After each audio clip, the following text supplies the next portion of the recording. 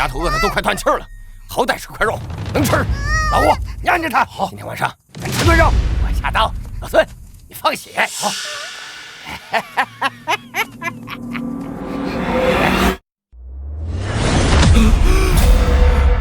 妈呀，诈尸了！这哪儿啊？我不是熬夜加班，他们吃口苹果给我噎死了。你给我滚开！这小丫头没几两肉，我可不会分给你，滚远点！你们要他妈吃人呐？废话，这大荒年间吃人是什么新鲜事吗？我穿越到了饥荒年，竟然还碰上一伙要吃人的灾民。吃人那是畜生干的事，老子我宁愿当畜生，滚远点！啊！陈石头，你要干嘛？咱们可是一个村的老乡，自家人。别的我不管，吃人就不行。把刀放下。过来，听他的，听他的。拿着。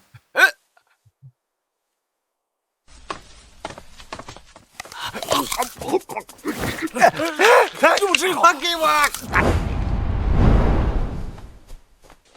哎呀，明天我就找个好人家给你送过去，咱俩今天晚上就在这儿凑合一夜吧。啊，大哥哥，到处都是坏人，都想吃了小草，只有你是好人，小草想跟着你。跟着我，你也有一天得被饿死。大哥哥，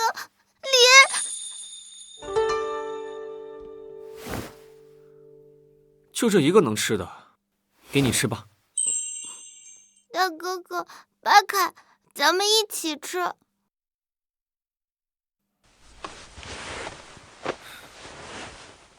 土地公公，你要是在的话就显显灵，我不想在这个饥荒年饿死，你至少让这小孩活下去吧。饥荒年能有如此良善之人，我土地公必然要下凡保你平安呐。土地公真的显灵了。陈石头，哎，我在。这是能复制万物的聚宝盆，现在就给你了，你好生使用。到时候让我这个土地公为你上天言好事。土地公公放心，我一定在这灾荒年好好用这聚宝盆。这就是传说中能复制万物的聚宝盆吗？试试。小草。哇，2个梨子，好厉害！来，任何东西只要有一个，这盆就能把它变成2个。再看看这庙里还有没有什么东西。铜钱，这我要是放到聚宝盆里面复制，那我不就变成百万富翁了？还怕饿死不成？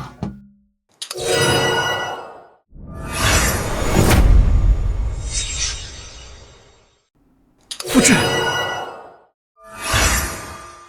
哎呦，灾荒年报这么一大堆钱出去会被抢的吧？哎，这聚宝盆能收纳东西，还能藏进体内。出来，储存。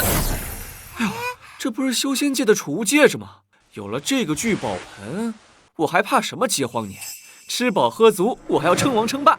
明天先去集市上吃饱喝足之后，顺便逛逛。哇，好多好吃的，哥哥你快看！杂粮面粉可以煮汤，盐巴能提味儿。饥荒年，这些可比金子值钱。我拿一些铜板，你把这些都卖给我。不卖不卖。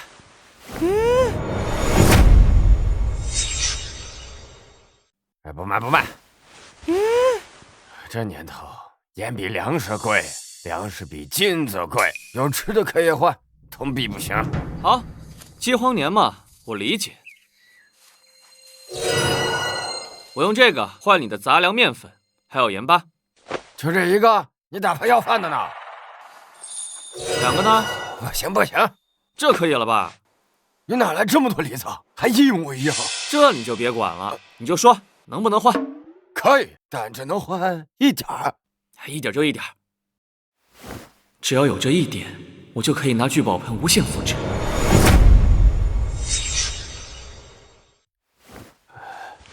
哎，你知道这哪有卖肉的吗？嗨，这年头有点杂面糊糊吃就不错了，还指望吃肉？估计呀，也就地主赵阎王家吃得起肉了。先变盐，再变面粉，成了。走，小草，回去啊，给你煮咸汤喝。好耶！哥哥，那是什么？求三生面粉，卖身葬夫。三生面粉是为了换口棺材，让我造了夫君，求求你们帮帮我吧！这灾年还三生面粉，滚开！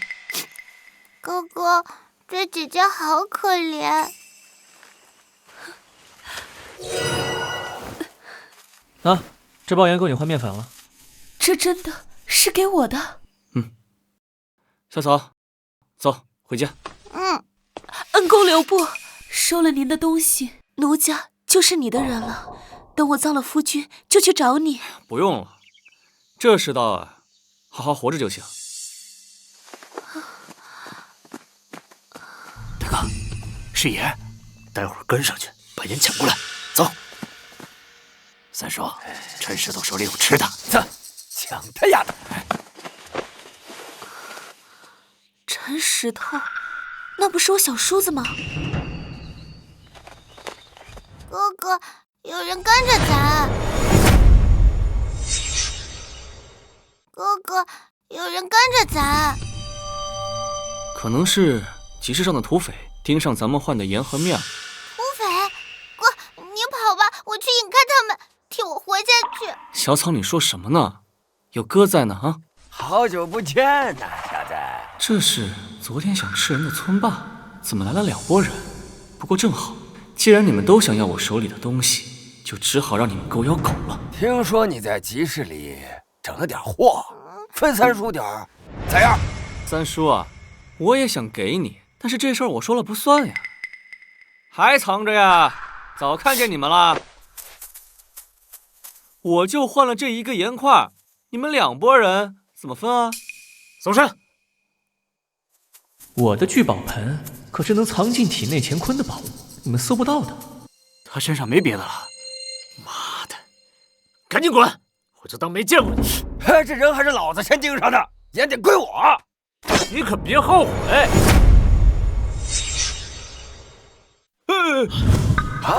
烟掉了！臭家伙，干他！野菜，哎呀，那2伙人为了1块盐就拼起命了，却没想到真正值钱的宝贝在我手里。来，吹吹啊，汤。好喝。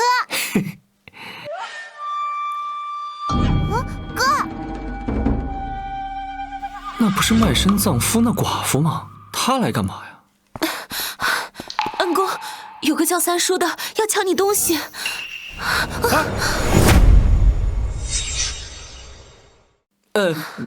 三叔他们已经被打跑了，你来不会就是为了说这事儿吧？还有一个事儿，我其实是你表哥陈木头未过门的妻子，也就是说，你是我未过门的嫂子沈白露。陈家这一大家子现在就剩你一个人了。嫂子想求你个事儿。什么事儿？收了我，让我给陈家留个种。不行不行不行！我孤苦伶仃一个弱女子，是陈家收留了我，我怎么能不给陈家留个后呢？我不如现在就死在这儿。嫂子，你听我说，现在不是时候。你看，前不着村后不着店的。再说了，现在正是饥荒年，哪儿找大夫接生啊？就算你生下来了，哪儿找吃的养啊？那荒年过去，就跟我生。荒年过去，我就跟你生。总算哄过去了。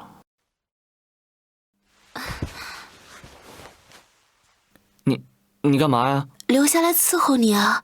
你收了我，我就是你的人啊！哎，什么你的人我的人？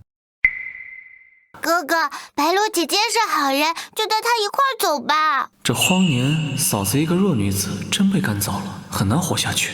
我有聚宝盆在，跟着我，起码能不愁吃喝。行吧。嫂子，你这是怎么了？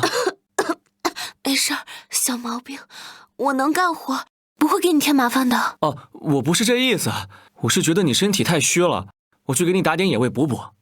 从来没有人这么关心过我。我既然决定带着你，就一定会对你好。不用了，深山老林的不安全。嫂子，你必须听我的，在这儿等着就行。小草，我们走。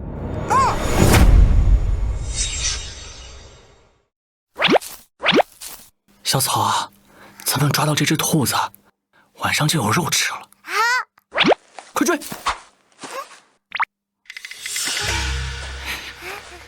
终于逮着它了。好耶！今天晚上咱们给嫂子做烤兔子吃。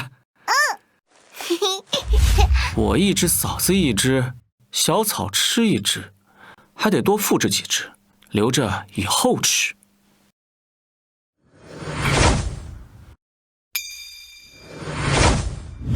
嘿，乖，听话。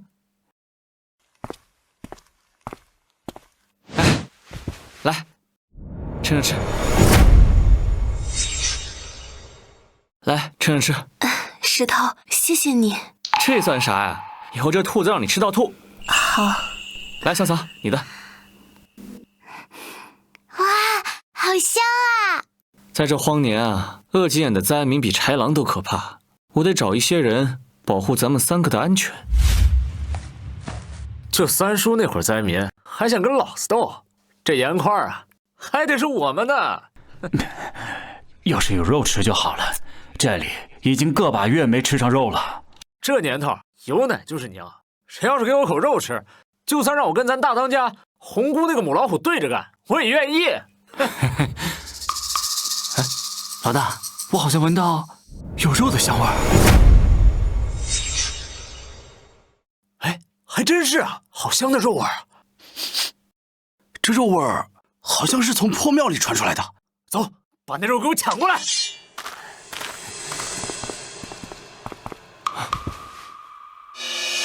哎呦，你们终于来了！这仨土匪看着挺壮实，要是能让他们当我的护卫的话，大哥，烤兔子。小子，把肉给我交出来！你武功咋样？老子可是黑风寨第1刀客，你要识相的话，哎，你干嘛？谈谈条件吧。什么条件？你说，你可别乱来啊！你说我这食物这么多，是不是很容易被人抢走啊？啊？哎，是，当我护卫，1天1只兔子。哎，你把我们这些刀尖上舔血的土匪当成什么了？1天1只兔子就想收买我们？我们绝对不会！哎，我答应你。你要背叛咱当家的？饭都吃不上了，还管什么背叛不背叛的？东家，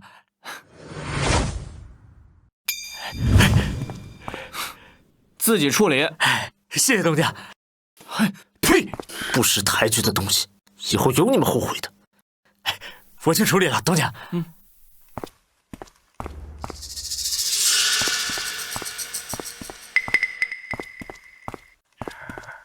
陈石头，好久不见呐！哎呦，还有兔子吃呢，把兔子给我，不然老子今天把你剁了炖汤。三叔，上次抢我盐没抢到，现在还想抢兔子呀？你少他妈给我张狂！上次要不是姓张那个土匪二世，你早他妈是老子锅里的一块肉了。就是陈石头，那土匪能帮你拦我们1次，还能拦第2次吗？那可真不一定。少跟我废话！兄弟们，上，把兔子拿了，再把那小丫头片子也捆了。今天晚上咱们开荤。看谁敢动我东家！飞爷，你怎么也在这儿？滚！飞爷，不如我们砍了陈石头，分了这兔子。同样的话，我不想说第2遍。我这就管，走吧。东家，我干的不错吧？明天再给你加只兔子。哎，谢谢东家。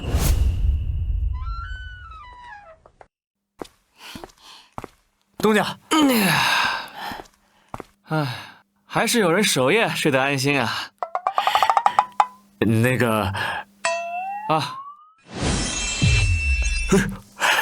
哥哥，咱们现在干嘛呀？兔子吃腻了，哥哥带你去整点猪肉吃。猪肉。哎呀，得找点地方用兔子换点猪肉。你去收拾一下东西，一会儿陪我走一趟。哎，好嘞。这年头，猪肉贵，我得多变几个。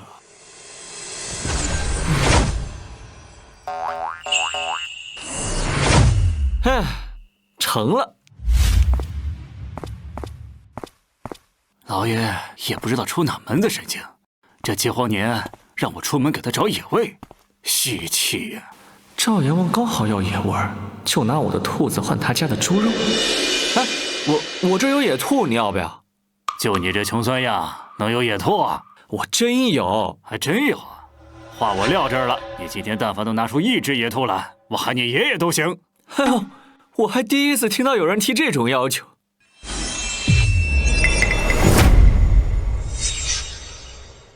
你竟然真能拿出兔子来！这样吧，我也不让你喊爷爷了，这1只兔子换你半斤猪肉。就这1只兔子有个屁用，3牙缝都不够。你要是真能拿出更多兔子来，我再考虑跟你换。等等，我有18只，够不够？小子，劝你不要说大话。我活了40多年，别说是大荒年了，就算是丰收年，也从未见过有人一口气能拿出18只兔子。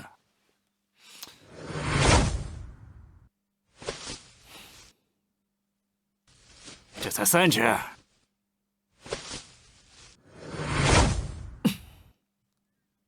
7只了，难道你真有18只兔子？哼！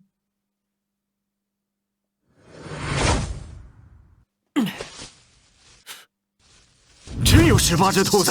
这18只兔子至少能换20-30斤猪肉。不过这小子一脸傻样，坑他一把。我给你5斤，不对，3斤，跟你换这些兔子如何？你当我冤大头啊？这些兔子至少能换30斤猪肉，我看你也不是诚心跟我做生意，免谈吧。我是大发慈悲才收你这破兔子的，你真以为我稀罕？管家，不好了，当家的说了，要是半个时辰之内他再吃不到野味，就要了咱俩的命。着急忙慌的，成何体统？行了，给你这穷酸汉赚到了，30斤猪肉就30斤，等着我给你拿。哎，这野兔我不换了。哎，你刚刚好像说要喊我什么来着？别太过分！那我可要走喽。至于你们的命……哎，别，爷爷，我错了还不行吗？你就卖给我呗。行，我要50斤猪肉。刚才不是还说30斤吗？你也知道那是刚才啊，你要不要？不要走了啊！给，不过我得回去跟老爷请示一下。好，老李啊，你怕不是傻了吧？兔肉再鲜，1只就那么大，也不能跟猪肉换呢。不是1只，18只。什么？真有18只兔子？我50斤猪肉呢？给他。多谢，我们走。老爷，之前欺负我的就是他们一伙人。派人跟着他们，找个没人的地方杀了他，把肉抢回来。另外，那小子身边的小娘子不错，给我掳回来。东家，有人跟踪，3个人，能打得过吗？我黑风寨第1刀客可不是吹出来的。别藏了，出来吧。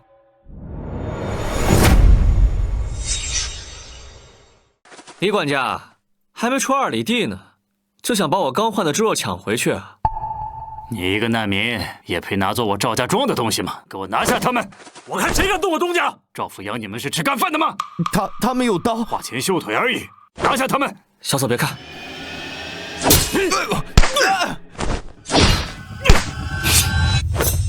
告诉赵阎王，再来找我们麻烦，送给他的就不是兔子了，是讣告。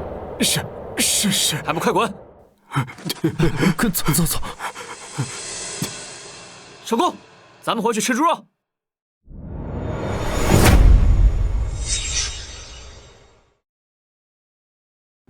我得多变些猪肉，以备不时之需啊。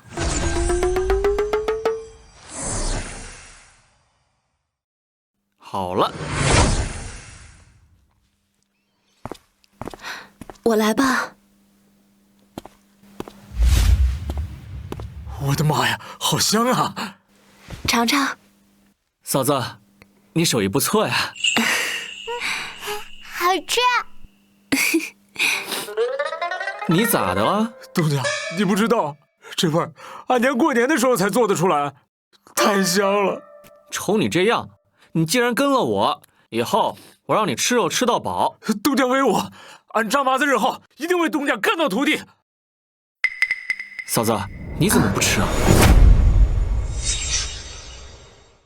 我吃野菜就行了，我饭量小。我呢，可不喜欢太瘦的女人。恩公真是全天下最好的男儿，这辈子跟着他，哪怕没名没分，也是我的福气。打了赵阎王的人，他绝不会善罢甘休，得想想怎么对付他。东家，要是我寨里的兄弟也能吃上这猪肉，那妥妥都是你的死士啊！就这几块肉，至于吗？东家，你是不知道，这世道要不是吃不饱，谁去当土匪啊？而且我们土匪也是有原则的，只劫富商，接济难民，对兄弟那也是两肋插刀。怎么联系他们呀？东家，您这样，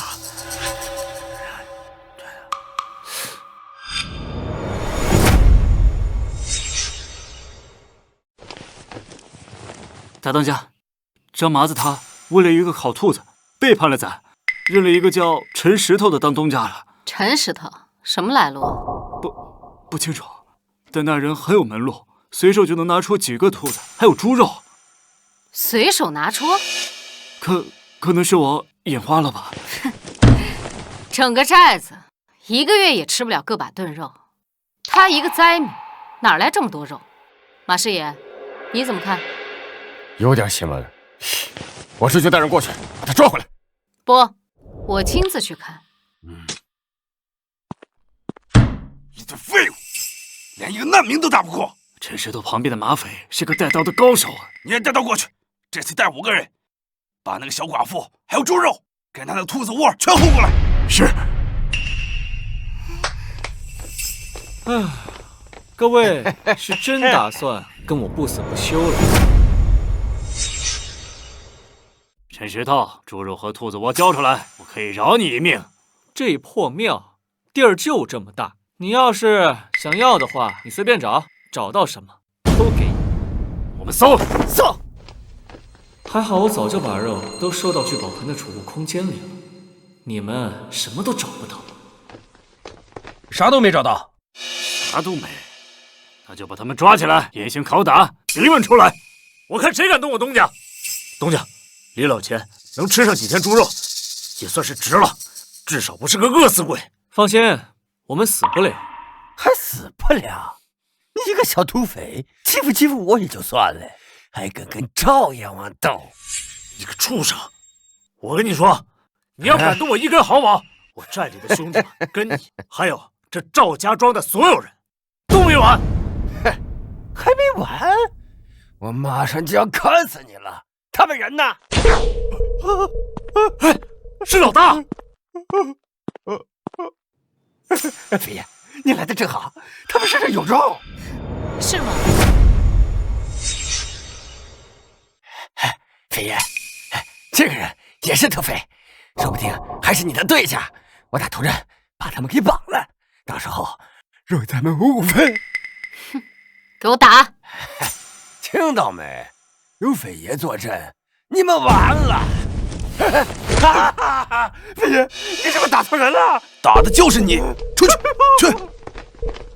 哎呀，你就是陈石头？你都跟了我这么久了，不知道我是谁？临危不乱，不像个灾民，倒像个侠士。哟，过奖了。你之后有什么打算？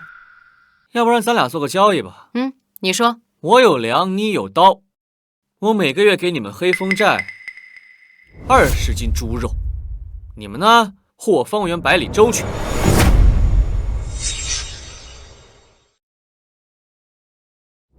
30斤。有黑风寨一众有情有义的土匪保护，起码不用再担心被赵阎王这样的人谋财害命。行，不过我还要去你寨子里住几天。黑风寨应该有不少好东西可以复制。可以。这可是我寨子里最大的客房，陈石头，你别忘了答应给我的肉啊。好。哥哥，冷。等会儿，你身上那貂借我用用。我们这协议里也没有这一条啊。我用一下，一会儿就还你。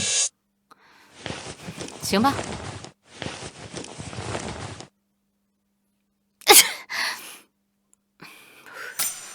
陈石头，你最好真的拿出来我要的肉。小草，想不想穿貂啊？想。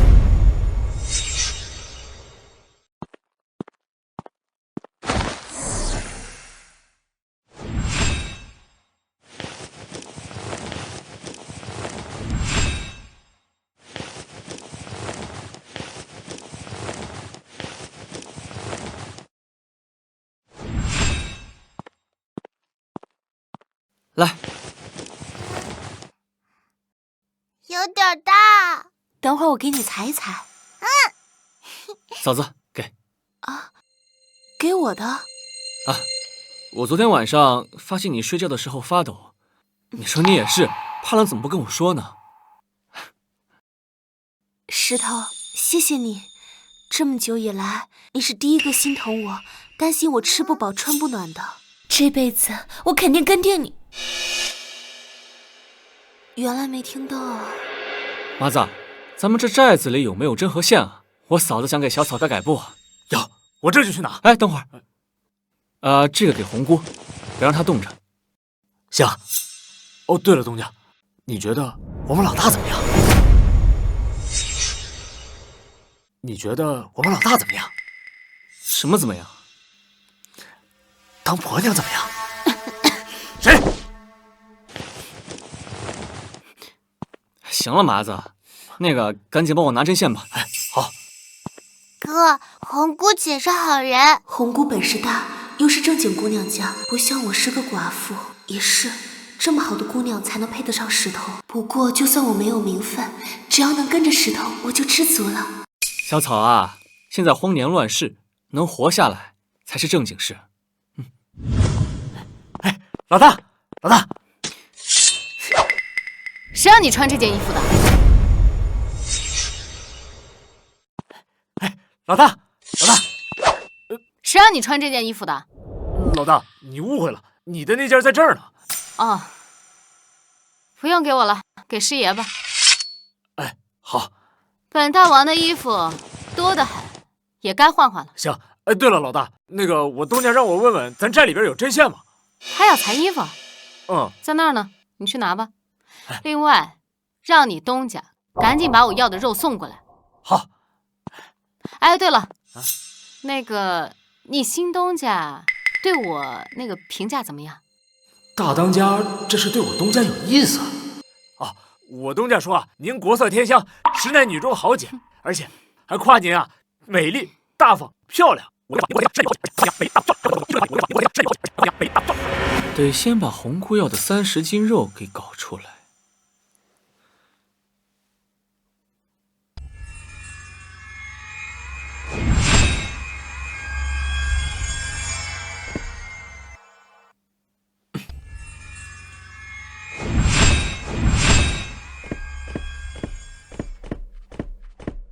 这样差不多应该够了。东家，针线来了！我的妈呀，咋这么多猪肉啊？差不多够30斤了。东家，针线来了！我的妈呀，这咋这么多猪肉啊？叔叔，地上冰，不能睡觉。东家，这大灾荒年的，你怎么弄了这么多猪肉啊？这你就别问了。针线呢？哎，这儿呢。给我吧。小草，把衣服脱下来。还有你的。我这凑合能穿。这是女款。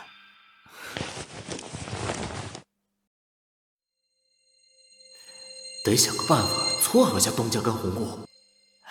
东家，那个我老大说了，你以后有什么事儿直接跟他提，他什么都能答应你。不是，这针线不都搞来了吗？哎呀，不是针线的事儿，是搞婆娘的事儿。搞什么婆娘啊？那这样啊，东家，你呢就在寨子里边多住一段时间，然后呢就跟大当家日久生情一下。之后呢？那跟我刘种的事儿呢？要等到什么时候？刘种？他不是你嫂子吗？刘什么种啊？哥哥，刘种是什么意思呀？那个小草啊，这么热闹啊！这么热闹啊！哇，陈石头，你真在这么短时间里弄到这么多肉啊？对，果然并非凡人呢。你把这些肉拿到后厨，再开一坛好酒。今天晚上，请兄弟们吃顿好的。是，猪肉炖粉条子，一个一个来。来，想来，害死我！我操，肉！太好吃了，原来肉是这吧？兄弟们，我东家说了啊，以后每个月给大家整20斤猪肉，让兄弟们常回吃。好，石头哥威武！石头哥威武！誓死保卫石头哥！大家多吃点啊！石头哥，来，麻子倒是机灵，神情全落你头上了。谢谢。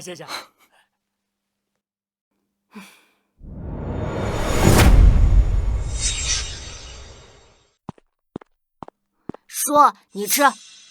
哎呦，我要是吃了，你这里面可就剩2块肉了。另一块给红姑，虎子吃一块就行。我给你变个戏法怎么样？什么戏法？哇，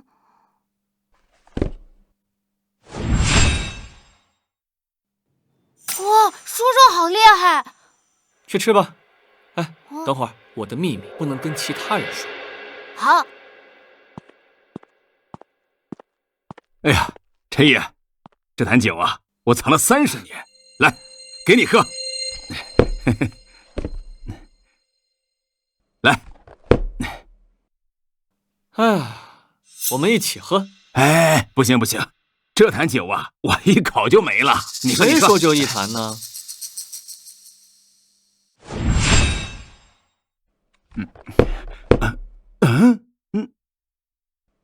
哎呀！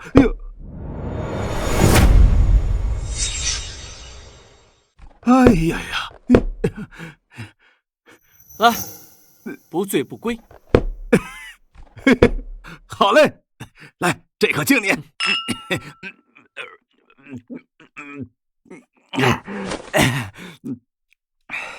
我说兄弟啊，你可真是个妙人呐！就这么一坛酒，你能变成这么一大堆来？要我说呀，你要是能当上寨主，不，你要是能当上皇帝，这天下呀，哪还有那么多饿死的人呢？老头，你喝多了，哼。红姑，你觉得怎么样？能婚配不？红姑啊，你别看她怪冷冰冰的，那是因为啊，她还有一个双胞胎妹妹绿姑，身中奇毒，大夫说没有9颗什么白眉蝮蛇胆，就熬不过这个冬天。你取出来不就完了吗？哪有那么容易呀？这红姑呀，她把那个什么余州城的老宅给悬赏了出去，才找到了2颗。那2颗还在红姑手上吗？还在她手里面。只要有一个母本，我就可以用聚宝盆复制出9个呀。你喝着，我去找红姑。好嘞，陈爷。小绿，是姐姐无能，姐姐没能找到9颗蛇胆，帮你治病。姐姐，你已经尽力了，这就是小绿的命，我认。那个，我能救绿姑娘。嗨，哪来的野小子？你懂医术吗？就说能救绿姑，我不懂啊。切，不懂医术还在这信口开河，耽误诊治，害死病人，你担当得起吗？但是我能拿出9颗白眉蝮蛇胆。切，你以为白眉蝮蛇胆像猪肉一样，能随随便便交出来吗？那是有钱都买不来的宝贝。切，别说9颗，他但凡能拿出1颗，我就给他下跪道歉。别说9颗，他但凡能拿出1颗，我就给他下跪道歉。哎，下跪道歉不必了。哎，我记得你说过，谁能拿出9颗白眉蝮蛇胆，你就把你城中的宅子给谁，算数吗？当然算数。你先把你那颗拿出来，我看看。切，哎，连白眉蝮蛇胆长什么样子都不知道，还敢放如此大话，我看就应该把他立刻赶出去。去给他拿。哎，好嘞。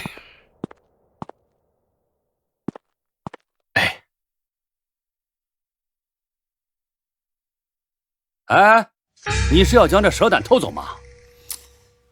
傻啊啊！你就说拿没拿出来？这怎么可能？这真的是白眉蝮蛇胆？哎，不对，这不就是你刚才收回去那颗吗？哎，你难道是想拿我们寻开心吗？对啊，这好像就是刚才的那颗。陈石头，你还真以为你能拿出第2颗？啊，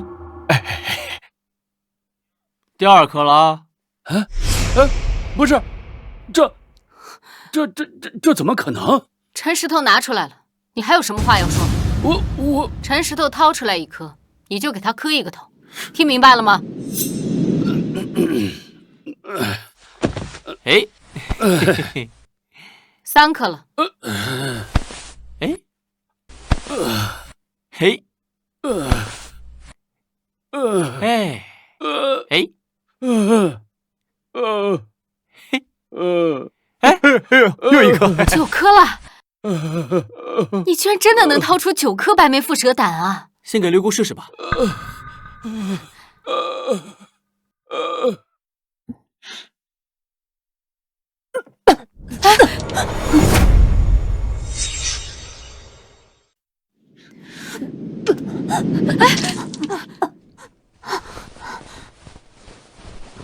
现在感觉怎么样？我感觉我好了很多。小女子绿姑，多谢陈大人救命之恩。行了，你快休息吧啊！救命之恩无以为报，唯有以身相许。不用。第7呢？啊，那个第7在我屋里，你先过去吧。他这个人这么有能耐，我们得想个办法，把他留在寨子里。办法倒是有，不过说，让他当压寨夫人，让陈石头当我们的压寨夫人。对啊，生米煮成熟饭，给他套牢了。可我也不会男女之事。我会，你尽管把他给捆住，剩下的我来教你。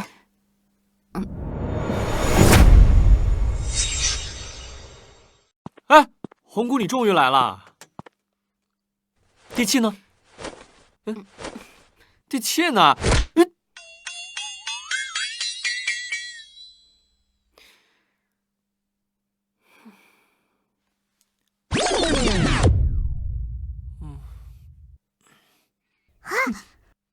不是，你要干嘛呀？生米煮成熟饭呀。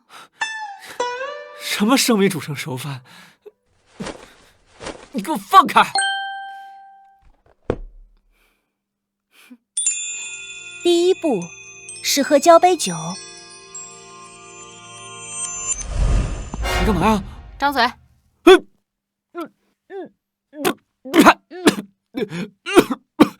交杯酒不是这么喝的。喝完酒呢？第2步，脱衣服。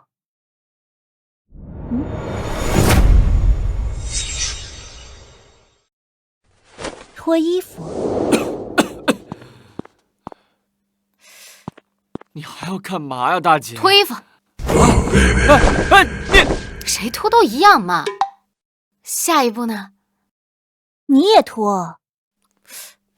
我跟你说，你干嘛呀？喂，你别罗汉，我警告你啊！你别！红姑姐，我给你织了个围巾。哎，嫂子，你别误会啊，我们俩什么都没有。我理解，男人嘛，哪有不三妻四妾的？哎呦，嫂子，你真误会了，我俩真什么都没有。红姑是正经人家的姑娘，配得上你。只要能跟你生孩子，我就心满意足了。不是，你要跟你嫂子生孩子，这不乱伦吗？我说你能不能给我放开啊？啊，越解释越乱。你俩大老远跑来，就为了让我办个难民？这陈石头抢我猪肉，打我的人，不带他，难解我心头之恨。可我听说他跟红姑牵上了线，红姑可不好惹啊。红姑跟陈石头不过是利益关系罢了，只要您稍微威逼利诱一下，红姑必然拱手相让。我赵家愿意用10斤猪肉换九爷出手一次。好，兄弟们，随我围了黑风寨。是。陈石头跟我斗，我让你连怎么死的都不清楚。老大，不好了！我什么都没看见啊！我什么都没干。兄弟们问我的时候，我会说什么都没干的。不是，这怎么回事啊？卧虎寨的酒桶带人围了我们，说要你交出陈石头。不可能，我红姑的东西谁也抢不走。哼！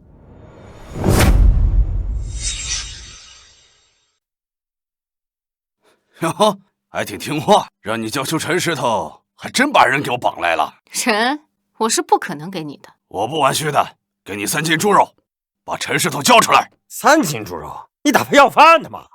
陈石头可是每个月都给寨子20斤猪肉的活饭票。哼，这荒年3斤猪肉可不少了，实在不行5斤。九爷，那可是5斤猪肉，就为了换一个难民，这也太亏了吧？吃亏？我这么做就是给咱们黑风寨谋福利。红姑，你考虑下。不可能！哎，酒桶，别跟我在这绕弯子了。赵阎王给了你多少猪肉，我给你双倍。赵家家主可是给了我们吃。一边去！我们可是土匪，怎么会被几斤猪肉折了腰？10斤。大哥，区区10斤猪肉，不值得我们反水。20斤。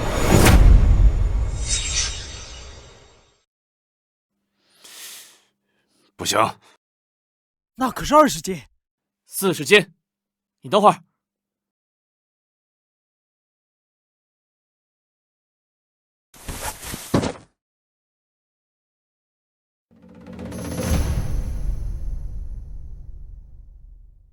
拆了赵家府就能拿这猪肉，千真万确。把猪肉拿了，随我拆了赵府。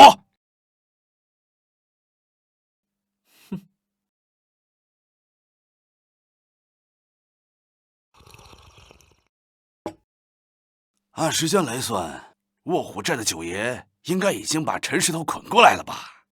到时候我一定要把他抽得体无完肤。老爷，九爷来了。哎呀，来得好，快设宴欢迎。可是他说他要砸了我们赵家。啊？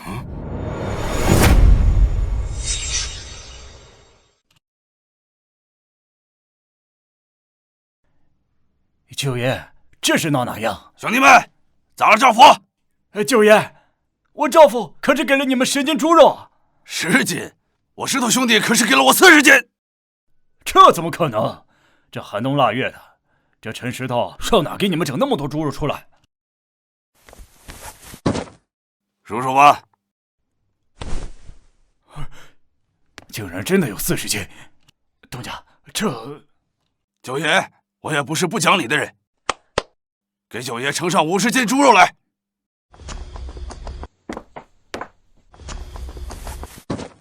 九爷，这是50斤猪肉，把陈石头交给我们。周统，80斤猪肉，砸了赵府。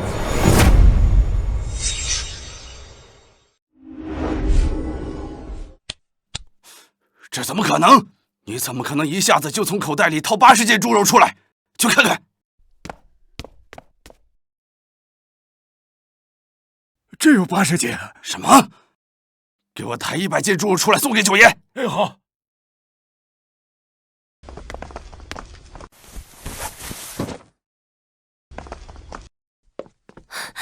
老爷，不可呀！全府上下就指望着这100斤猪肉过冬呢。起开！今日若不能将陈石头抓起来，抽他个皮开肉绽，难解我心头之恨。九爷，这是100斤猪肉，请笑纳。赵阎王，咱俩打个赌啊！什么赌？我要是能拿出比你更多的猪肉，不仅酒桶要帮我抄了你赵府，而且你拿出来的这些肉，你一个都拿不回去。你真当自己是神仙不成？你要真能拿出更多猪肉，莫说是这些条件，就连我未过门的小妾柳如烟，也送给你。哎呀，这女孩跟着你也算倒霉，我把她解救出来呢，我也算是功德无量。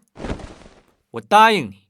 好，我做公证。陈石头，你不如趁早认输，还能少丢点脸不是？认输？200斤猪肉，这怎么可能？你从哪里找来的200斤猪肉？对啊，这几荒年的，就是城里的老爷想一口气掏出200斤猪肉也是困难重重。你一个难民如此轻松的，从哪弄那么多猪肉？九爷，确实有200斤。赵阎王，你还有何话可说？我。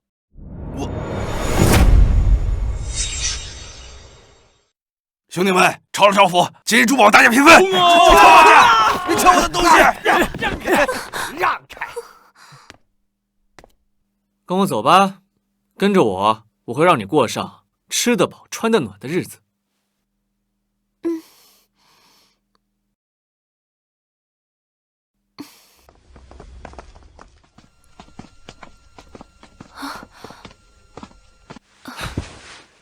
石头，我还以为你回不来了呢。嫂子，你放心吧，在荒年结束之前，我一定会带着你和小草好好的活下去。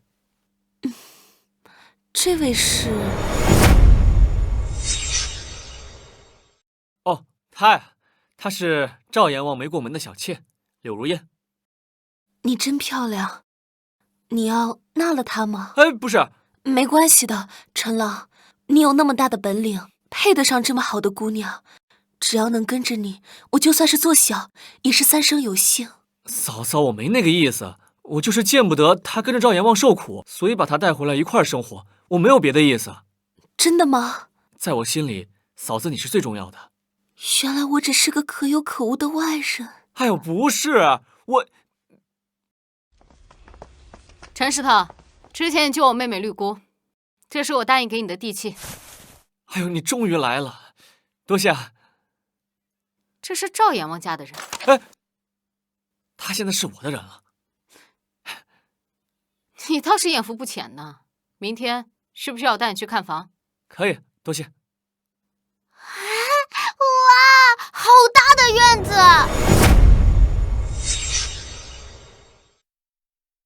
以后这院子就是你的了。多谢。不过我黑风寨的手可伸不到你们城里。城中有护卫军，安全问题应该不大。行吧，那没事儿，我就先走了。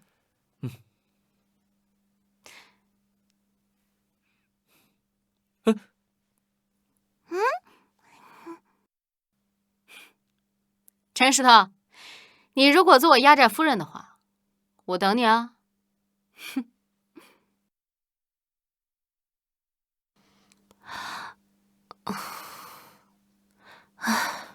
我去做饭。哎，不是，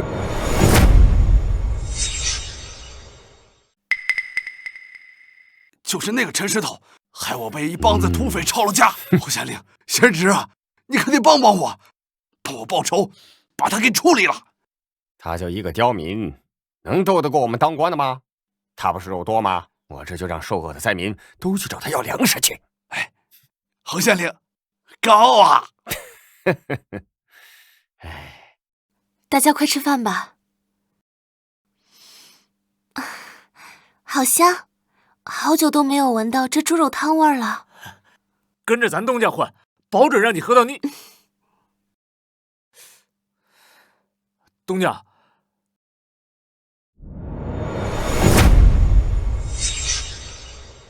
小伙子，这肉汤能给我分一口吗？汤就行。我儿子已经4、5天没吃上一口热乎饭了。我也就要一口，一口就行。我娘在病床上快要饿死了。去给他们盛2碗吧。好嘞。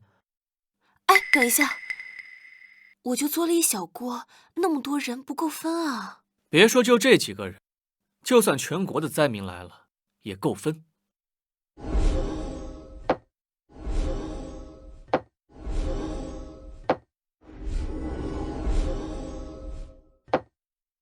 都快进来吧。肉，是肉。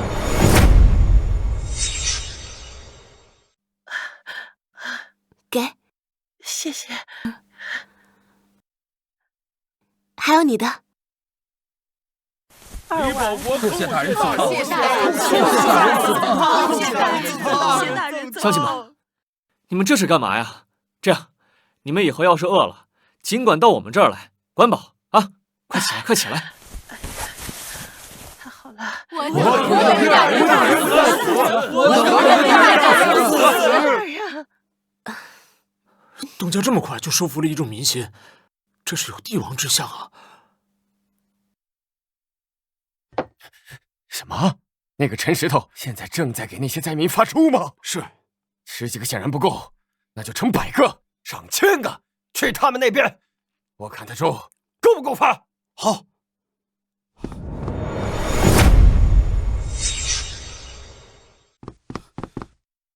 不好了，大人！不好了！有何不好？慌慌张张的。属下已经将200名灾民都运到陈石头的院子里面了。怎么样？他们是不是起冲突了？没有，那几百名灾民都喝上肉汤了，而且要为陈石头赴死。怎么可能？他陈石头哪来那么多肉汤？这样，你找1000个，不，你把全城的灾民全部送过去，我就不信他陈石头的汤够发。是。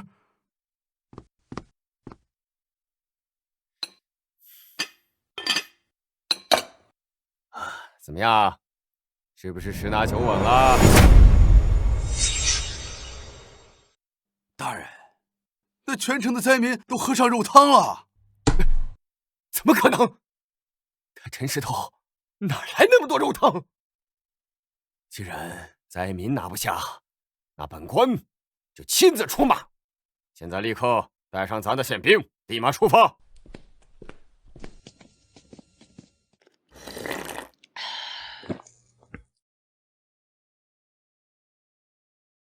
麻子，你觉不觉得来这里的灾民越来越多了？那是，这说明东家心地善良，财大气粗，就是全城的灾民都过来，这肉汤咱也放得起。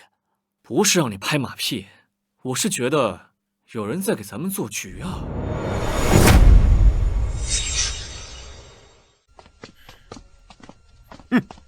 这是谁家的庭院？县令大人驾到，还不快快出来迎接？草民陈石头，见过县令。见到我不行跪拜礼，难道是看不起我不成？草民这双膝盖跪天地，跪父母，跪皇恩，从未听过大钱，还有跪县令的规矩，嚣张的很啊！把他给我拿下！我看谁敢上前！你们凭什么抓我家公子啊？凭什么？就凭他私自赈灾。我赈灾还赈出错了。根据大钱律法，赈灾需州府批文，灾情核验，3老联保，你一项也没有，这就触犯了律法。要是律法不能让饿肚子的百姓吃饱饭，不能让无家可归的百姓有地方可住，这律法要它何用？陈公子说的有理有据。就是，就你这狗官，就是找吃的。再有6句，你打得过我的观音吗？还不动手！大胆！连官府都敢反抗！我只知道陈公子让我们吃饱，我们可不能让你们把陈公子抓走的。如果当官的让我们吃不饱，那就应该把他推下去，让陈公子当。对，你们反了不成？哎呀，不好意思，我今天跟你走不了了。给我上！这些刁民，一个也别放过！是，陈公子对我们有恩，对，不能让他被抓。对，为陈公子而战。麻子，乡亲们对咱们有情有义，咱们也不当缩头乌龟，揍他！好，既然你们要造反，就别怪我心狠手辣。你们给我等着！东家，这当官的也不行啊，3两下都扛不住。这狗官他一定是去找知府借兵镇压我们。东家，咱们逃吧。咱们能跑，可这些乡亲们呢？乡亲们对咱们有情有义，咱们也不能丢下他们。就算是造反，也要护住他们。东家，你准备怎么办？我们先下手为强，先拿下渝州城。怎么拿？你去请红姑，我带着乡亲们，咱们里应外合。诸位，可愿意与我一起打土豪分田地，吃饱饭啊？我愿意。大家手里还没武器，等会儿去县衙的军备库复制点武器出。好了，大家回去休息吧。明天晚上我们再来这儿，把那个狗官撸下。好。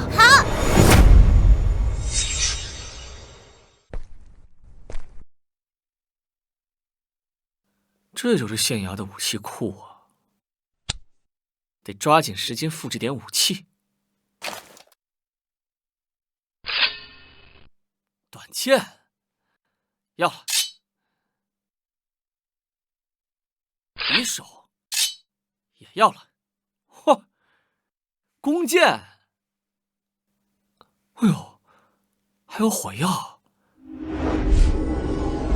哼，兄弟们，领武器了。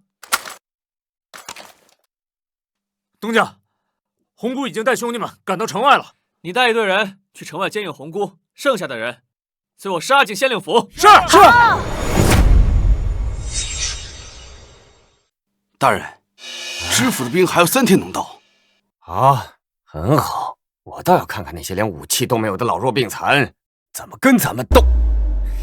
所有灾民直接发配到边关，到时候那几房小妾入我的洞房，然后那个陈石头给我五马分尸，拉到菜市场去。我看到时候谁敢跟咱们县衙作对啊？你要把谁五马分尸啊？你们怎么进来的？哎呀，还不清楚状况啊？渝州城失守了。陈师头，你饶我一命，我们以后给你当牛做马。行啊，麻子，带下去。走。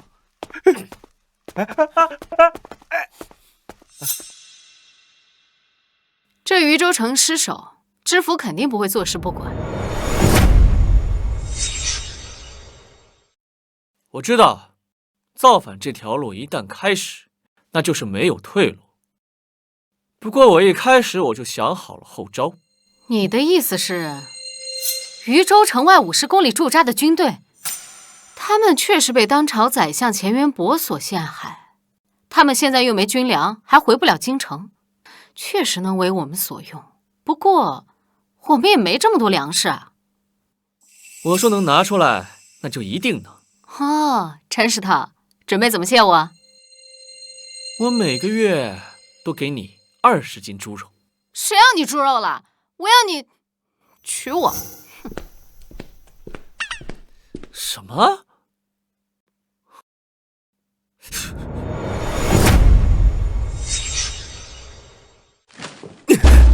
侯子健这个废物，竟然把渝州城失守了！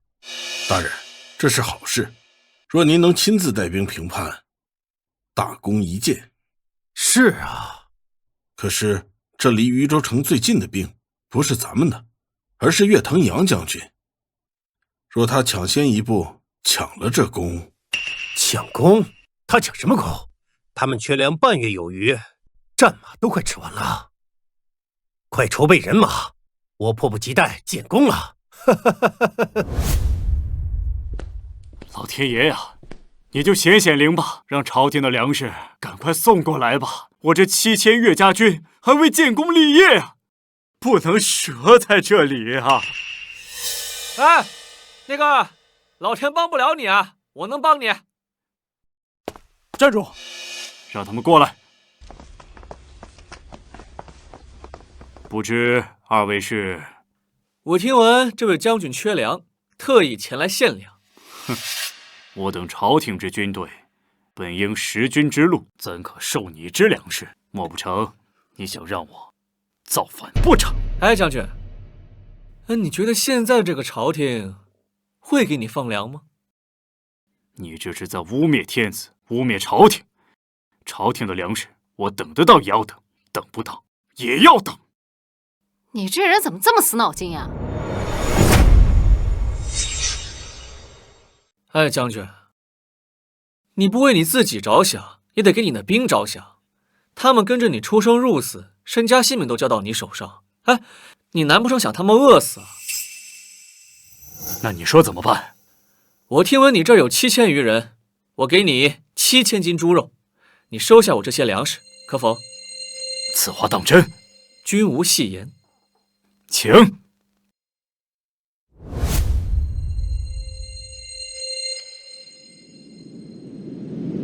来，再来，再来，再来，再来，再来！陈先生，这是在做法。哎，7000斤猪肉搞定了，就在里面。什么？我进去看看。我靠，这么多！我的将士们终于不用饿死了。大师，您是从哪里变出来这么多猪肉的？凭空复制出来的。是我唐突了。先生不愿意说就不说，我说了你们也不信。既然解决了我们的大患，不知二位有什么心愿吗？敢问将军想不想回京勤王？你是让我造反？饥荒3年，路有饿殍，可这皇宫是什么呀？是歌舞升平。皇帝年幼又问奸相，百姓何不食肉糜？这王朝已经腐烂了。将军难道不想重整朝纲，让这日月换新天吗？那可是大逆不道之大罪呀！我知道您爱着朝廷，但是您爱的应该是为那万千百姓谋福利的朝廷，而不是让那万千百姓沦为权贵的垫脚石，为之牺牲的朝廷。这，将军，岳家军任凭先生调遣。3日后呢，张知府会前来剿匪，还请岳家军全力配合。小事不足挂齿。张知府，这是带兵去剿灭陈石头一帮匪众。张知府，我有一计，不知当讲不当讲。说，不如你将这300士卒先留在我岳家军中休息，咱们2个亲自前去游说陈石头。你放心，凭我这3寸不烂之舌，此事定然能成，而且功劳全是您的。你有这好心？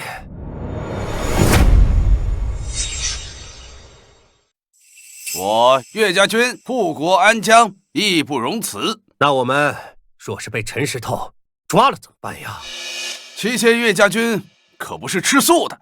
好，那你们就在这休息，等我们的好消息。是。陈石头速速投降，还能饶你不死。张知府，啊，你兵呢？诸葛兄仁义，让岳家军先休息去了。你一个人来的？2个人。你笑什么？我笑你蠢笨如猪。麻子，快压下去。你敢压我？我今日若回不去，7000岳家军明日定踏平你禹州城。好，我等着。诸葛兄，你说句话呀！大行伺候。走吧。原来你俩是一伙的。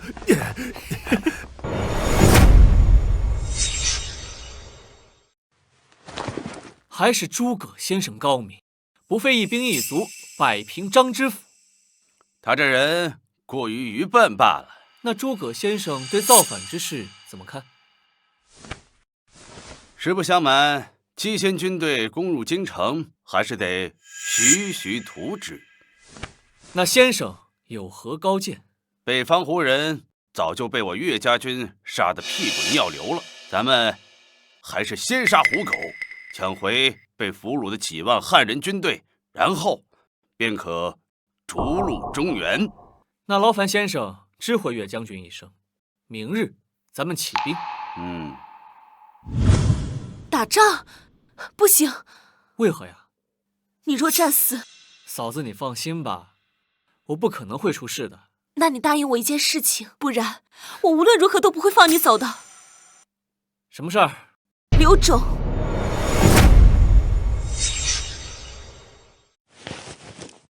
这事儿改天吧。好，那我走。你怎么哭了？我知道你嫌弃我。嫂子，嫂子，我喜欢你。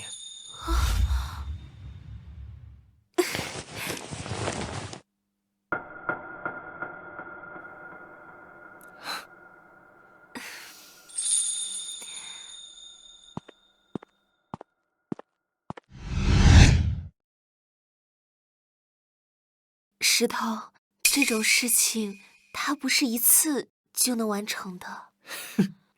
哎呀，那我们就多来几次。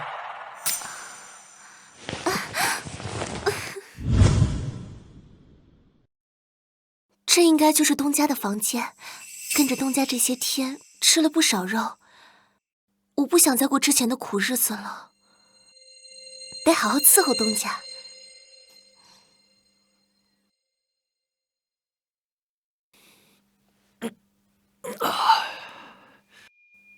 没想到嫂子第一次竟如此的如狼似虎。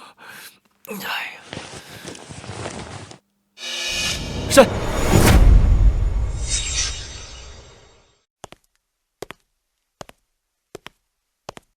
嗨，我还以为是嫂子呢。沈嫂子刚才来过了吗？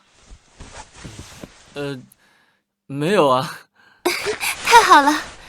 什么太好了？好在今夜你是我一个人的了。不要啊！救命啊！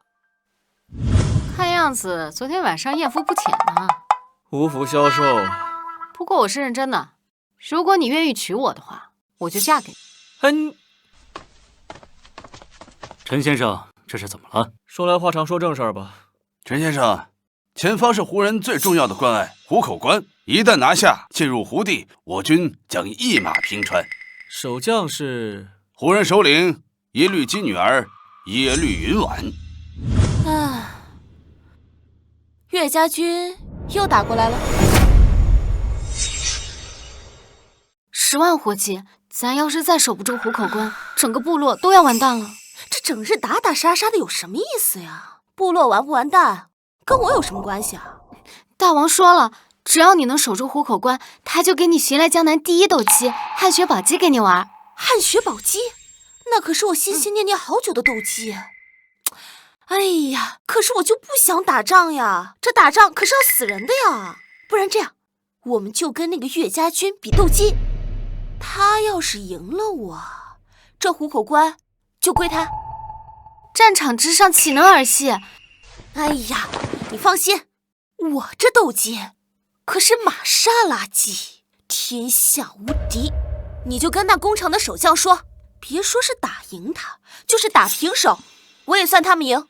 好吧。我去，要用斗鸡决定虎口关的归属？是啊。我去，耶律公主的玛莎拉姬，这可是打遍天下无敌手的最强斗鸡啊！对呀，这可是大前皇帝愿意拿3座城池来换的极品斗鸡。陈师道，也别说我欺负你，拿出你的斗鸡，但凡是能打个平手，我就算你赢，把这虎口关呀拱手让你。哎，你这不是诚心欺负人吗？我东家哪来的鸡？等一下，平手也算我赢，这可是你说的。对啊，我直接拿出聚宝盆，复制一下不就行了吗？陈先生，战场不是儿戏，更何况他这个鸡看起来很强的样子，咱要是输了……岳将军，此事我心里有数，这事儿我做主了，我就跟你比。这个中原人莫不是得了失心疯，居然敢跟斗鸡女王耶律公主比斗鸡？你鸡呢？你就比。你能不能先让我看看你那只？不可能，给他，今天我就让他输得明明白白。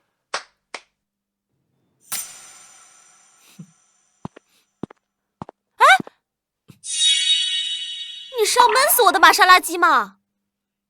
哎，我就想感受感受它的温度，还你。小鸡鸡，你没事吧？你的鸡呢？还不快端上来！哎，嘿嘿，这鸡和那个玛莎拉姬长得一模一样。你这鸡唤作何名啊？霸王别姬。还不快来！就让我的玛莎拉姬好好打倒你这个冒牌货！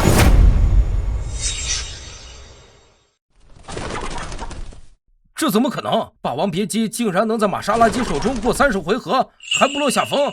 何止是不落下风啊！这2只鸡从出招顺序和发力姿势来看，简直像一个模子里刻出来的。3年了，整整3年都没有一只鸡能赢过玛莎拉姬。是平局，我们赢了！平局，按照你刚才说的，平局算我们赢。虎口关必须给我们岳家军。平手？怎么可能平手？我不甘心！陈石头，敢不敢再比一局？你要是赢了，我就封上草原地图一份，手里的1万精兵也任你差遣。但你要是输了，就退兵，3年之内不许再攻打我们部落。比什么呀？比钓鱼。这池塘里是我搜集来的赤金鱼，个个金鳞玉甲，一炷香的时间，谁钓的鱼多算谁赢。这些鱼长得也一样？那当然，为了凑够这么多的赤金鱼，可费了我不少功夫。行了，那赶紧比吧，别磨叽，只要我钓上来1条，剩下的用聚宝盆复制不就行了吗？哎，岳将军，你要相信陈大人。钓鱼可是耶律公主的长项，那混小子必输无疑。东家，我去给你探探敌情。嘿，1条了，2条，3条，嘿，7条了。怎么办啊？他们都已经钓了7条鱼了，我们这1条鱼没钓上来呢。别着急，来感觉了。嘿，钓上来了。那边在吵什么呢？难不成钓上来1条鱼就高兴成那样？公主，时间到了。哼！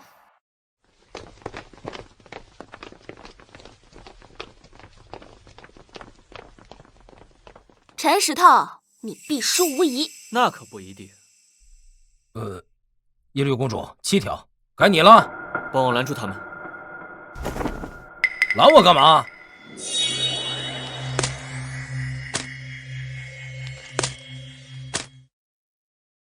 输了就是输了，还垂死挣扎什么呢？我倒要亲自看看，到底多少条？哼！这怎么可能？短短1炷香的时间，你怎么就有70条？70条？你眼花了吧，达娃？啊，70条，真的有70条？这可是你们耶律公主找遍全世界才找到的鱼，不认识了。耶律公主，还请你履行诺言。你是第一个连赢本公主2次的男人，不如入赘我王庭，我保证啊，不亏待你。不好意思，我还是对地图更感兴趣。没眼光。这是我耶律王庭的草原地图。还有呢？我耶律云婉还有手下的1万精兵，全凭先生差遣。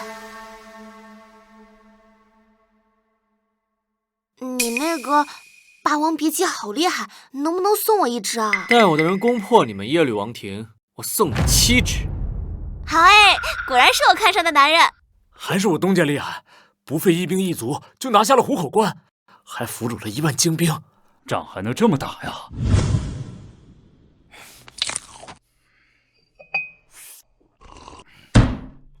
给老子的！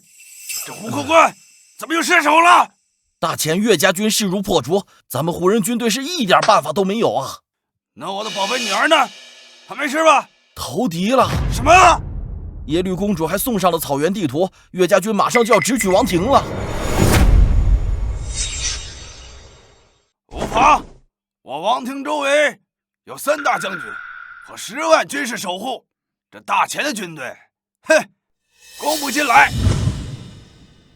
瓜尔佳白、呼延启国、宇文黑指求，这3大将军甚是难搞。瓜尔佳白曾与我狐族传说中的玉魁仙做了交易，换取天生神力，举世无双。什么交易？他每日需以自身精气滋润玉魁之中仅剩的3只玉魁仙，若有1只不满足，他便会爆体而亡。那他要是滋养不是3只，而是30只，会怎样？那他定然是完不成指标的呀！若他一死，这胡人的第1路大军必将分崩离析。有什么办法能让我接触到这3只玉魁仙？我可以用我的聚宝盆给他多复制点，让他享够艳福。古力达娃轻功了得，可带你偷偷潜入。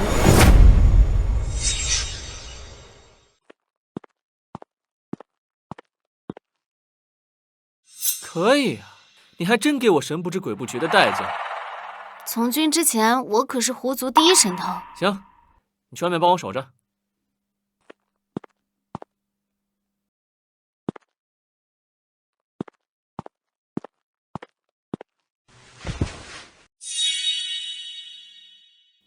这玉魁仙应该就在这玉魁里吧？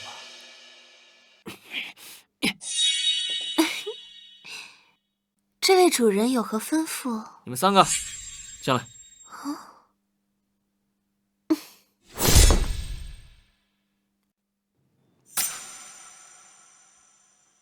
难道说这聚宝盆没有办法复制有生命的东西？你们3个回去吧。这可如何是好？哎，我可以直接复制这个玉魁呀！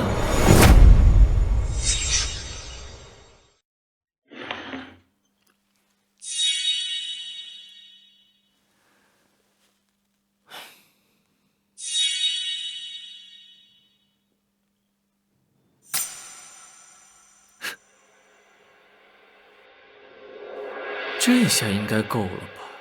瓜尔佳白，我不玩死你！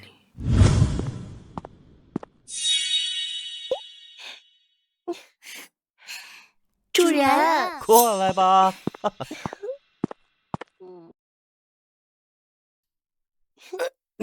哎呀，这玉魁仙吸人精血的能力太强了，幸亏只有3只，不然老子还真不一定承受得住。哎，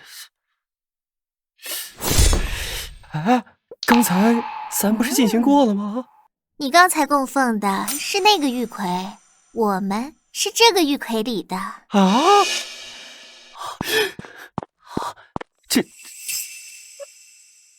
这怎么哪儿冒出来7、8个玉魁？别再来了，再来老子真是要精尽人亡了！哎呀，来嘛，走嘛，走。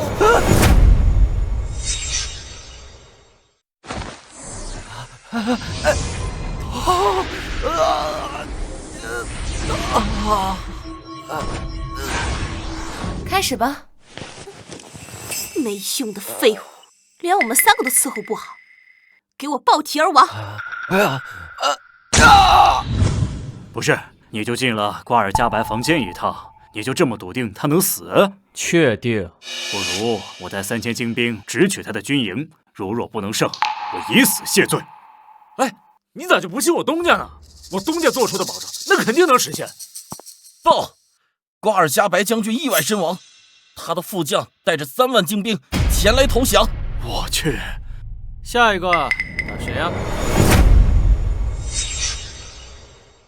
呼延启国手握大把神兵利器，战无不胜，唯有一个缺点，就是贪财。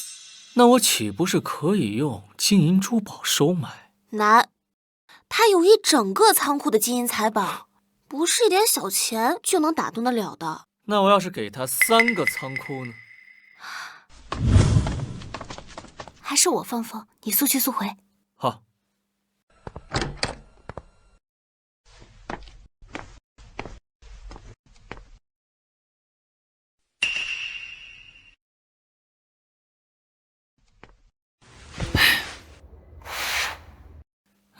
这呼延启国库房里金银财宝就是多，得多复制点金子了。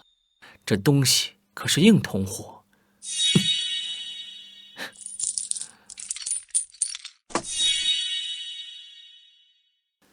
槟榔，算了，也复制点吧。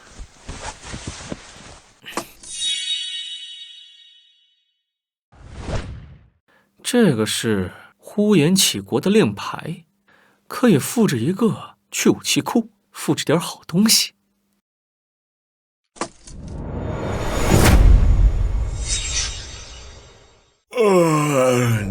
头疼，还有槟榔没有？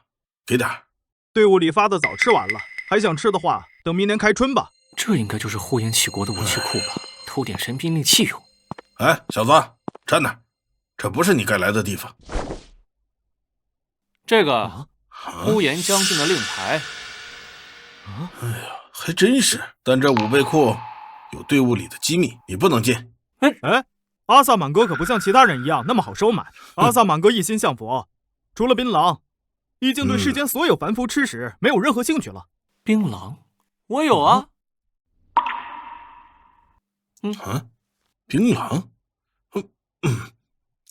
就是这味儿。那我的呢？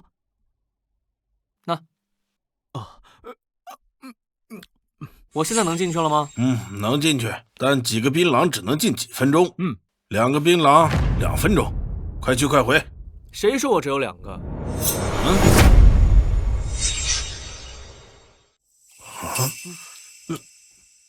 ？4个，将军每个月才给我们兄弟发4个，他一下子就掏出来了。谁说就4个？这也太小气了。我靠！5、6、7、8、9、10、20、30，爹，我阿萨满从此以后唯你马首是瞻。俺也一样。起来吧，起来吧。原来这玩意儿还是你们军队的硬通货吧？我现在能进去了吧？可以，义父请进。哎，这要是将军问起来，自古忠孝不能两全。您放心，爹，我定然不会向将军提起你进武备库的事儿。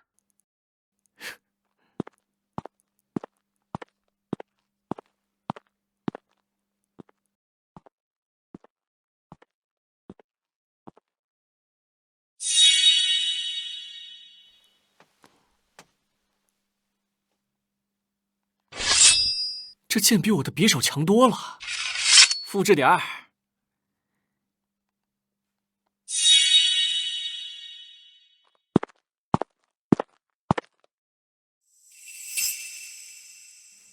这弓的位置这么显眼，应该也是个宝贝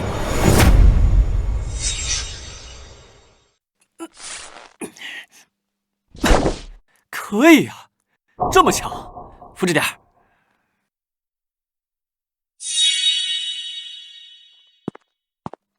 哎，剑石也复制点儿，成了。明天呀，就去给那个将军行贿去。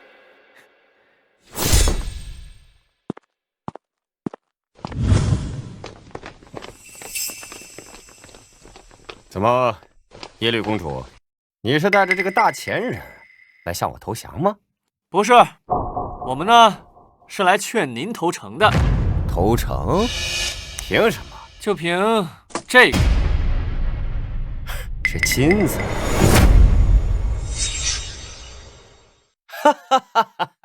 就凭他就想让我背叛耶律王？这样的金子我还有一仓库呢。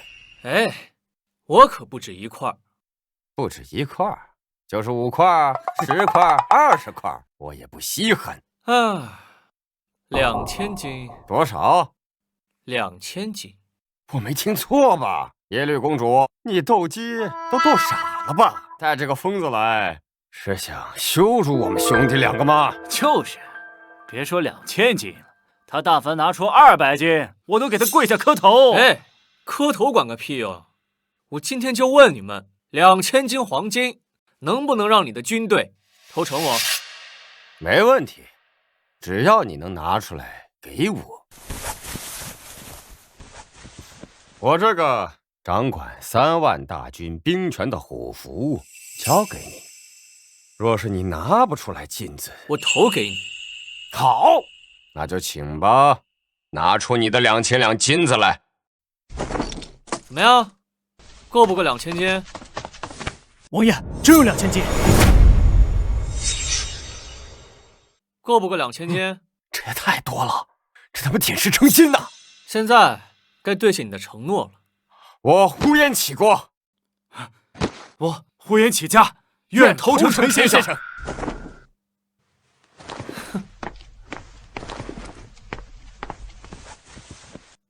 好了，起来吧。这东西想不想再多要1000斤？想。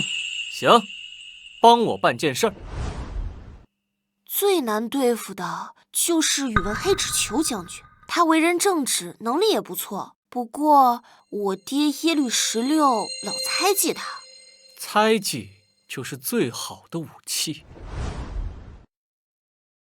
你们帮我修书一封给耶律王，告发宇文黑指裘将军仓库里面私自贪污了很多奇珍异宝，而且他还私自打造武器，蓄意谋反。可是没有确凿的证据啊，扳不倒他呀。这个你不用担心，明日你便让耶律王搜查他的仓库即可。好。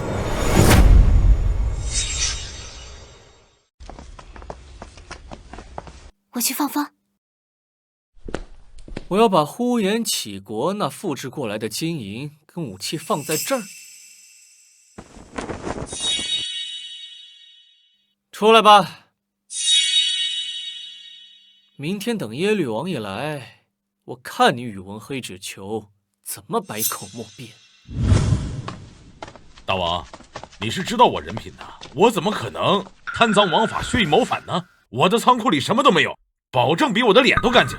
那我可说不准。宇文将军的仓库就在这里，打开吧。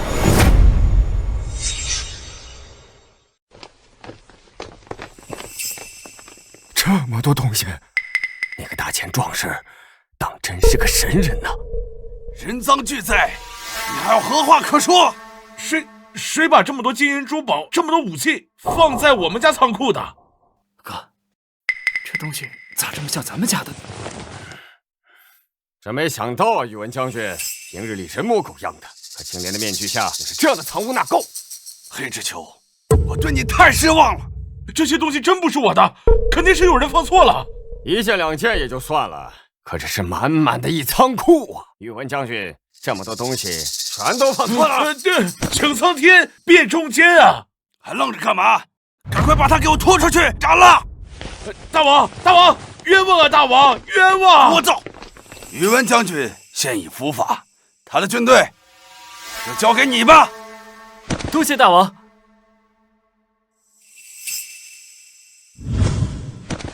大人，这是掌管宇文将军3万大军的虎符，大人你拿着。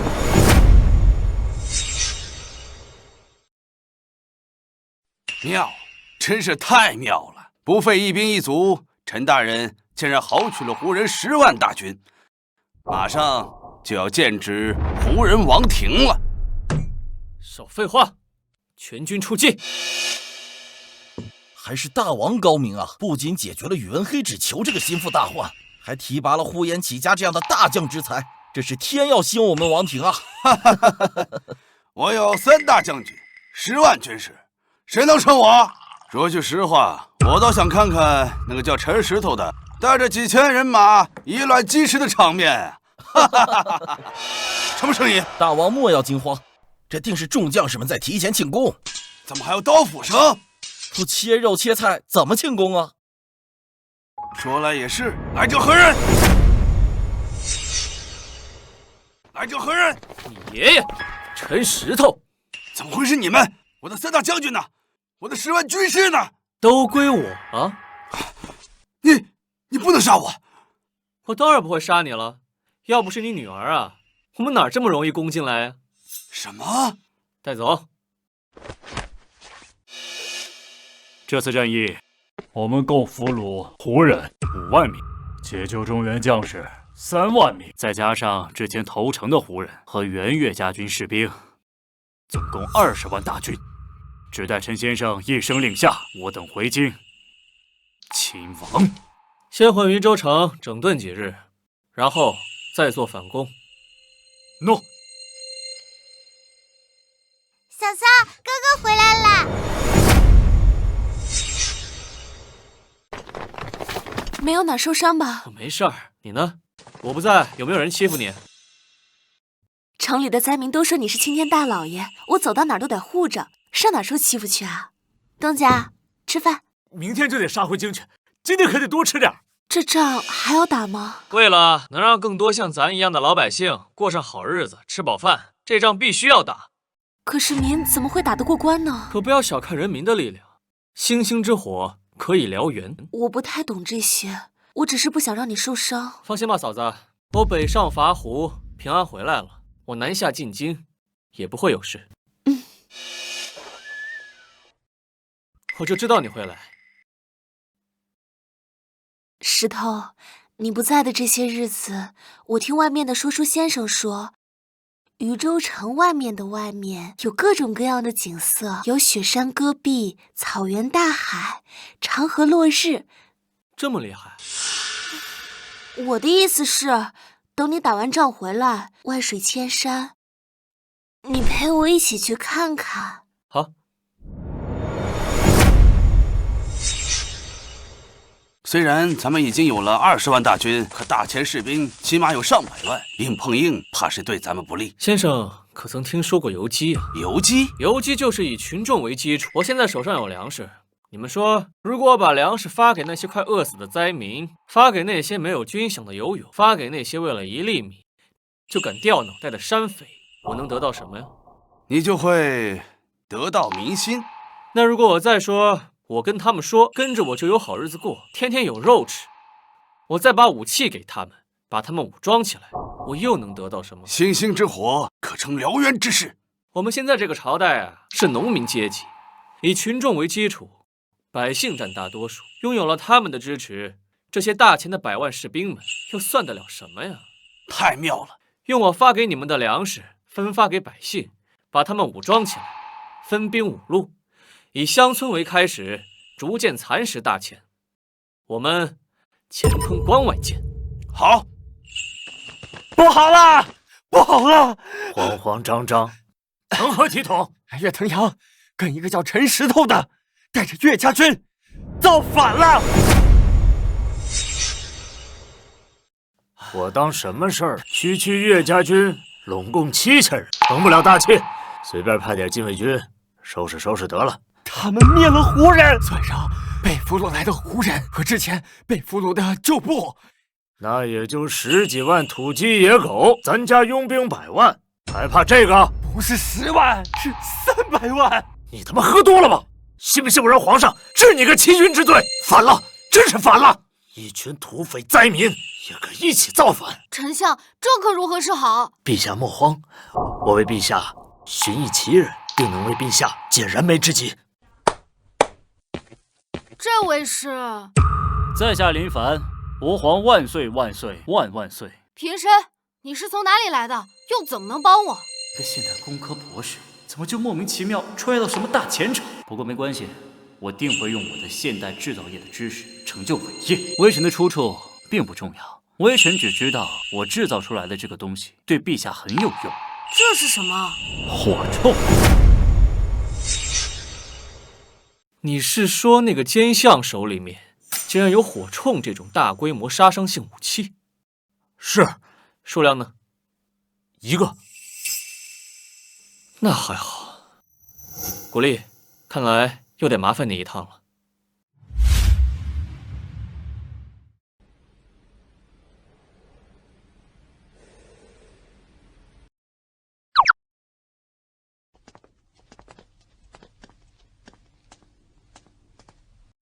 在这儿。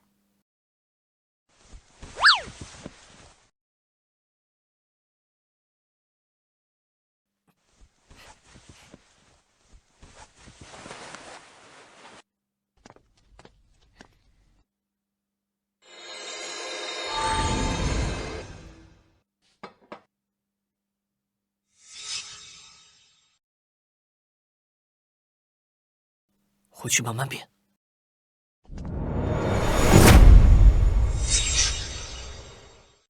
岳腾阳、陈石头造反，可是要掉脑袋的死罪。现在投降还来得及。我拥兵100万，你让我投降啊？拥兵100万又如何？我们可是有着以一当百的大杀器。我靠！你们哪来这么多火铳？这不是这个朝代制造业该有的水平啊！要你管？给我开炮！你们不是有这个以一当百的杀气火铳吗？这都能输？谁知道他们也有？我们有1个，他们有1万个。不过没关系，丞相，我已经制造出了更厉害的武器。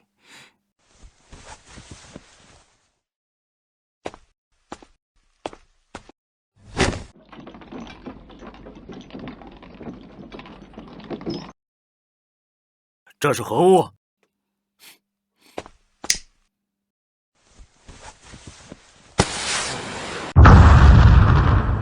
我去，这东西神了！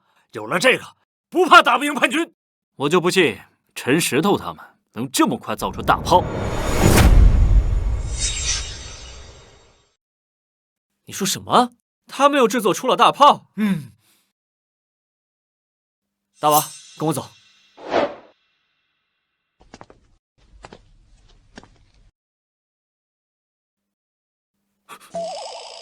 还真有炮！哎呦！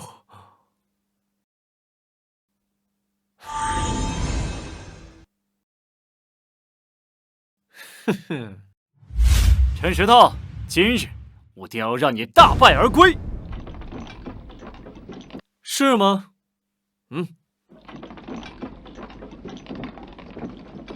我靠，啥玩意儿？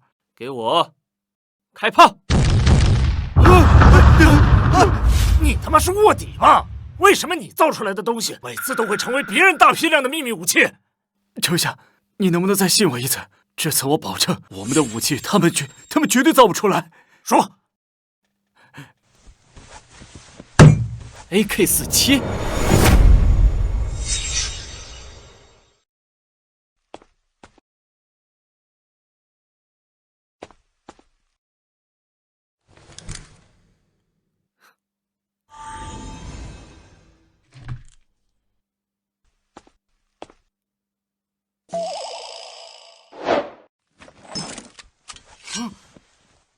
我靠，这怎么玩啊？有人开挂玩尼玛呀！真是敌众我寡，我们也不会退后一步。我投降！我投降！我投降！我投降！兄弟们，随我杀进皇城，斩奸佞，换新天！快走吧，再不走来不及了。我不走，大前只有死在马背上的皇帝，没有苟且偷生的皇帝。想去哪儿啊？丞相。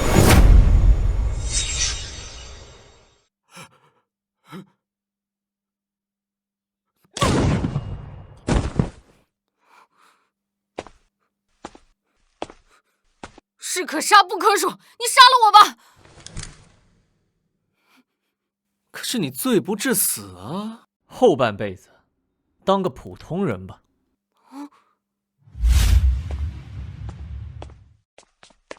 大哥回来啦！哎，仗打赢了，不用再打了。恭喜凯旋，不愧是本公主看上的男人。平安就好，平安就好。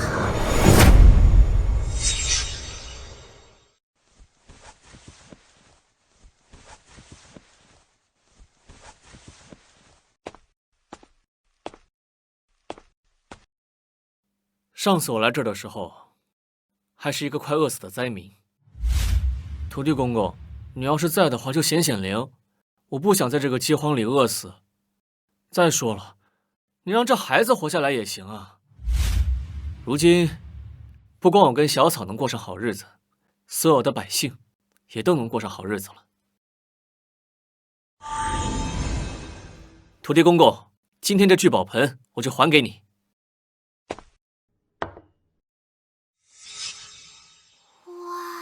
如今以来，我也算是不负所托了。接下来的日子，我也要陪着他们去看一看这盛世人间。